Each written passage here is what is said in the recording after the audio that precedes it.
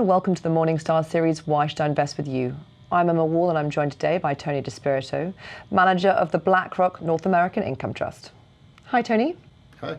So we're going to have a little look at your fund and the opportunities that you're seeing within the North American equity sector. Firstly, I thought we'd talk about, we'll address the concerns that many people have about US equities, which is that they're overvalued. And I know you have quite a strong sell discipline. I thought maybe we could start by you explaining what does it take for a stock to leave your portfolio? Sure. We're always asking ourselves every day, do we have the best portfolio we possibly can have? And so, the three things we look at are, one, valuation. Has the valuation reached a point where we say, there's no more upside here, we really should be moving on to another stock in our backlog? We also focus very much on quality, and we look to see if there's any indication that the quality of the business has deteriorated. Either the competitive dynamic has changed or management has changed, something like that. And then finally, we always want that healthy competition for capital. So one of the things we focus on is having a backlog of ideas, and that makes the sell process a lot easier. And so it's kind of like the best defense is a good offense.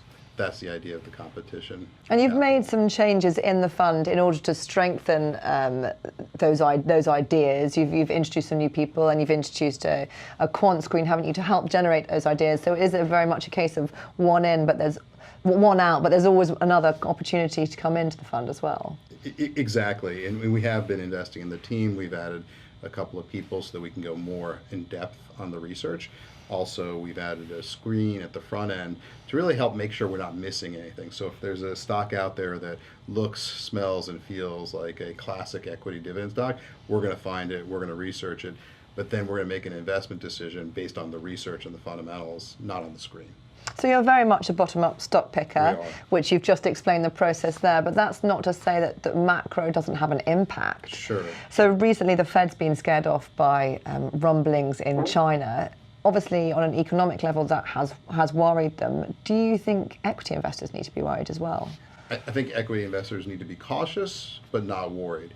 And so the way we think about it is we've been in a slow growth environment for some time. We would expect this recovery to continue for a long time, but at a slow pace. But when you're in when you have slow underlying growth, it's sometimes tough to tell the difference between a slowdown and a recession. And I think that's what investors are scratching their heads about right now is, are we going into just a mid-cycle slowdown or a recession?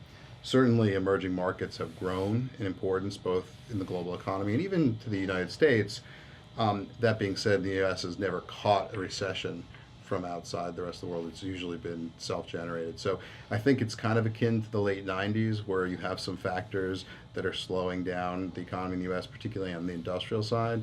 But if you look at the US consumer, very strong both in terms of income because of number of people employed as well as the balance sheets, the US consumer balance sheets in the best it's been certainly in 10 or 15 years, maybe even longer, when you think about low interest rates combined with low debt levels. So lots of investment ideas and a supportive economic backdrop. Yes, yes. Tony, thank you very much. Thank you. This is Emma Wall from Morningstar. Thank you for watching.